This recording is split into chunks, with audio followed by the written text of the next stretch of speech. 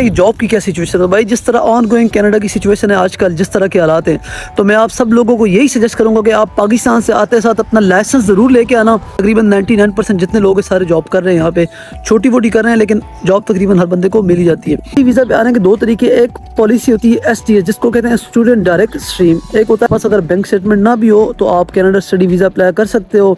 भाई तो अस्सलाम वालेकुम, तो वेलकम बैक मेरे यूट्यूब चैनल पे। तो आज की वीडियो में 3-4 चीज़ों पे बात करेंगे। सबसे पहली चीज़ जो ये है कि आपने अपना प्रोसेस स्टार्ट कैसे करना है। मतलब कि अगर आपका प्लान बन रहा है कि कनाडा मैंने जाना है स्टडी वीज़ा पे, अगर आप इंटरमीडिएट है, आप बैचलर्स आपने किया हुआ है, ग्रेजुएट हैं, या आपने मास्टर्स किया हुआ है या PhD की हुई है, तो आपका प्रोसेस क्या है। आपने पाकिस्तान से सबसे पहला काम क्या करना है कि आपने कनाडा स्टडी वीज़ा अप्लाई कैसे करना है, कौन सी चीज़ें। इसके साथ मैं बात करूँगा कि आइल्स की ज़रूरत है या नहीं, आइल्स के बगैर हो सकता है या नहीं। और जो तीसरी चीज़ है वो ये कि कितने पैसे आपके लगने हैं, बैंक स्टेटमेंट लगनी है नहीं लगनी। और चौथी चीज़ ये है कि इस पूरे प्रोसेस पे टाइम कितना लगना है। और सबसे लास्ट में बात करूँगा कि यहाँ पे आके आपको जॉब कैसे मिलेगी और कौन सी जॉब आपको आसानी से मिल जाएगी। तो इस वीडियो को पूरा देखें अगर ये 4-5 चीज़ें आपने जाननी है कि अगर आप कनाडा स्टडी वीज़ा का प्लान बना रहे हैं। तो इस वीडियो में डिटेल से बात करते हैं। अगर आप मेरे यूट्यूब चैनल पर नए हैं तो चैनल को ज़रूर सब्सक्राइब करने से थोड़ी मोटिवेशन मिलती है। बाकी फेसबुक पेज भी है मेरा, उस पर भी आपके जाके आपको सारी वीडियोज़ आपको वहाँ पर भी मिल जाएंगी। तो आप वीडियो को शुरू करते हैं। तो भाई सबसे पहली चीज़ ये है कि आपने प्रोसेस स्टार्ट कैसे करना है, या आपने प्रोसेस कहाँ से स्टार्ट करना है। तो अगर आपने इंटर किया हुआ है तो आप इंटर कोई वहाँ पे ही छोड़ें, आप बाकी आपको बैचलर्स करने की या मास्टर्स करने की ज़रूरत नहीं है। अगर आपने अभी 12 पास किए हैं, इंटर किया है, तो आपको सबसे पहला आपने काम ये करना है कि आपने कोई भी इंग्लिश का एक टेस्ट, चाहे PTE हो, आप ये भी गूगल पर सर्च कर सकते हो, आइल्स आपको पता है, डुओलिंगो आपको पता है, ये 3 चीज़ें, और टॉफिल एक का नाम है टॉफिल, एक का PTE, एक डुओलिंगो, एक आइल्स। इन 4 टेस्ट में से कोई एक टेस्ट आप कर लो, आप कनाडा स्टडी वीज़ा के लिए एलिजिबल हो जाओगे।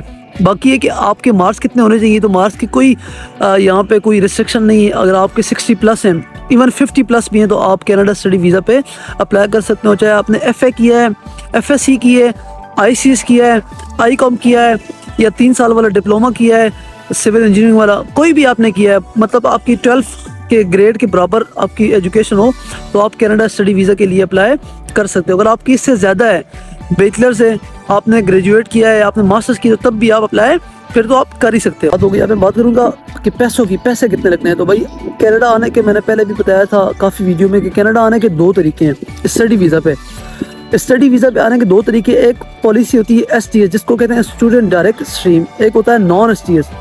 यानी आप STS में आपके पास अगर बैंक स्टेटमेंट ना भी हो तो आप कनाडा स्टडी वीज़ा अप्लाई कर सकते हो, लेकिन उसके लिए आपको कनाडा में यहाँ पे अकाउंट खुलवाना पड़ता है, जिसमें आपको आज के दौर में $21,000 आपको रखवाने पड़ते हैं। और आपको उस STS पॉलिसी के थ्रू आपको 1 साल की फ़ीस जमा करवानी पड़ती है, जो कि 18 से $20,000 होती है। मतलब कि आपको $40,000 से $42,000 आपको चाहिए स्ट्रेट फॉरवर्ड, आपको बैंक स्टेटमेंट की ज़रूरत नहीं है। और इसमें आपको आइल्स चाहिए जो कि 6.5 हो, तो आप आइल्स अप्लाई कर सकते हो, इसमें कनाडा स्टडी वीज़ा अप्लाई कर सकते हो। दूसरी होती है नॉन STS। अब नॉन STS ऐसी पॉलिसी है जो कि फ्रेंडली पॉलिसी है, आप अप्लाई कर सकते हो उसके थ्रू। उसका आपको फ़ायदा क्या होने वाला है कि आपको ये तो आइल्स की ज़रूरत नहीं है, आप आइल्स के अल्टरनेटिव डुओलिंगो, PTE जो कि मैं ऑलरेडी बता चुका हूँ, आप उनमें से कोई भी दे सकते हो। तीसरा ये कि आपको GIC मतलब कनाडा में बैंक अकाउंट खुलवाने की ज़रूरत नहीं है। चौथा ये कि आपको 1 साल की फ़ीस पे करने की ज़रूरत भी नहीं है, और आपको सिर्फ और सिर्फ 1 सेमेस्टर की फ़ीस जमा करवानी है, जो कि $9,000 से $10,000 है। और आपकी जो कंसल्टेंसी फ़ीस है किसी कंसल्टेंट को देने की, या खुद आप अप्लाई करते हो, और बाकी जो डॉक्यूमेंटेशन में $1-2 लाख रुपए खर्चा आता है, आप वो करके आप अपना वीज़ा अप्लाई आसानी से थोड़े से पैसों में, मतलब कि 35-40 लाख रुपए में आप आसानी से कनाडा स्टडी वीज़ा अप्लाई कर सकते हो आइल्स के बगैर। दूसरी तरफ अगर आप STS के देखो तो STS में आपको कम से कम आपको $40,000 चाहिए, जो कि पाकिस्तानी 80 से 82 लाख रुपए बनता है। तो आपको वो सारी चीज़ें आपको वहाँ से पूरी करनी है। मैंने आपको बता दी कि अगर आप STS के थ्रू अप्लाई करोगे तो आपको बैंक स्टेटमेंट की ज़रूरत बिल्कुल भी नहीं पड़नी। अगर आप एक्स्ट्रा अटैच कर सकते हो, आपके पास बैंक स्टेटमेंट भी है, आपने GIC भी बना ली, तो ये तो वेल एंड गुड हो जाएगा, लेकिन ज़रूरत नहीं है। नॉन STS में आपको बैंक स्टेटमेंट की ज़रूरत पड़ती है। अब बैंक स्टेटमेंट कितनी होनी चाहिए, तो एटलीस्ट इतनी होनी चाहिए कि आपका जितना कोर्स है, आपका 2 साल का कोर्स, तो उसकी आप जितनी फ़ीस है, फ़र्ज़ करो उसकी आपकी $35,000 फ़ीस है, $35,000, तो आपके अकाउंट में एटलीस्ट $35,000 आपके अकाउंट में होने चाहिए, या उससे थोड़े कम भी हो तो चल जाएगी, क्योंकि मेरी भी इतनी थी 7 मिलियन की, 6 मिलियन की, और मेरी जो फ़ीस है टोटल वो भी तकरीबन 7 मिलियन बनती है। तो इतनी फ़ीस, इतने पैसे आपके अकाउंट में होने चाहिए। अब इसमें तीसरी चीज़ है कि टाइम कितना लगता है। अब टाइम की जहाँ तक बात है, टाइम की भी दो ही तरीके हैं, एक STS एक नॉन STS है। STS जो पॉलिसी है उसमें आपको जल्दी रिस्पॉन्स आता है, क्योंकि आप उसमें उसकी रिक्वायरमेंट्स काफ़ी ज़्यादा है। जब आप वो पूरी करते हो तो आपको 20-25 दिनों के अंदर आपको जवाब आ जाता है कि आपका वीज़ा रिजेक्ट हो गया या एक्सेप्ट हो गया। मोस्टली एक्सेप्ट होता है पाकिस्तान से स्टडी वीज़ा। और नॉन STS में आपको टाइम फ्रेम कुछ भी नहीं है, आपको 20 दिन से ज़्यादा भी लग सकते हैं, कम भी लग सकते हैं, और आपको 20 दिन से ज़्यादा भी लग सकते हैं, आपको 4 महीने लग सकते हैं, 3 महीने, 6 महीने भी। इवन मेरा 4-4.5 महीने बाद जवाब आएगा, तो आपको 4 से 6 महीने भी लग सकते हैं। लेकिन आपको उसमें फ़ायदा ये होता है कि आपका उसमें जो है ना पैसे कम लगते हैं।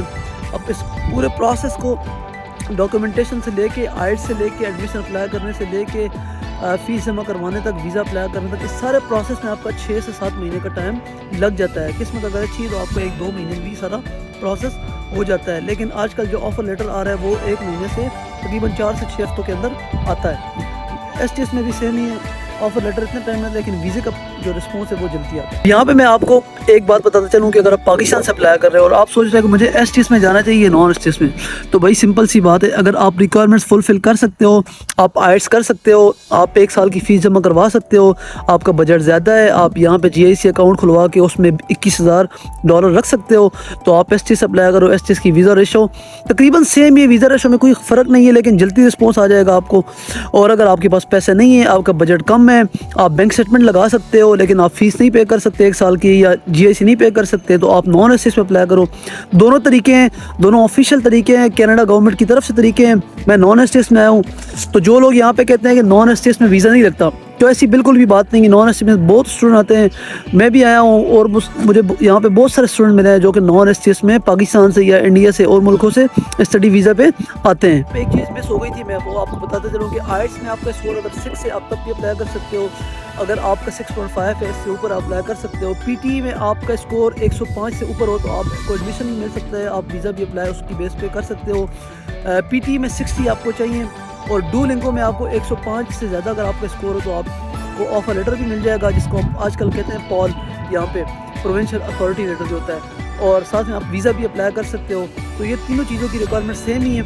आइट्स में 6.5 या 6, और नो लेस देन 5.5, और PTE में 60, और डुओलिंगो में 105 से ज़्यादा।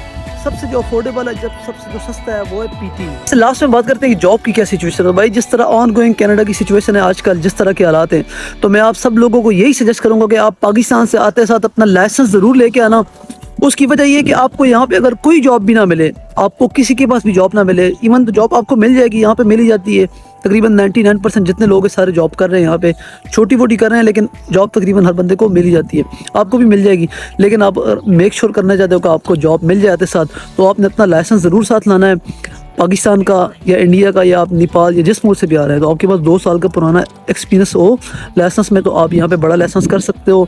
आप यहाँ पे आते साथ गाड़ी दे सकते हो, आप गाड़ी में डिलीवरी कर सकते हो, आप गाड़ी में किसी रेस्टोरेंट्स के पास काम कर सकते हो, क्योंकि रेस्टोरेंट्स वालों को यहाँ पे पिज़्ज़ा के लिए या इन चीज़ों के लिए डिलीवरी के लिए गाड़ी वाला ड्राइवर चाहिए होता है। तो आपको ये जॉब तो मिल ही जाएगी आसानी से। बाकी दूसरी जॉब, सिक्योरिटी की जॉब आपको मिल जाती है यहाँ पे, अगर आप आते साथ लाइसेंस कर लो। और भी बहुत सारी जॉब्स हैं, अगर आपने अपने साथ लाइसेंस लाया है पाकिस्तान से या इंडिया से, तो आपको यहाँ पे जॉब मिलना मुश्किल नहीं होता। ऑलराइट गाइस, तो इस वीडियो को इधर ही ख़त्म करते हैं। तो उम्मीद है कि आपको वीडियो पसंद आई होगी, और अगर वीडियो पसंद आई तो चैनल को ज़रूर सब्सक्राइब करना, और फेसबुक पेज भी उसको भी ज़रूर फॉलो करना। आपको ऐसी informative video regarding study visa, कोई भी ऐसी इन्फॉर्मेटिव वीडियो आप कमेंट में बता सकते हो। अगर आपको कोई और क्वेश्चन है तो मैं आपको जवाब दूंगा वहाँ पे भी, और वीडियो को ज़रूर लाइक करना। बाकी मिलते हैं आपको इंशाल्लाह नेक्स्ट वीडियो में।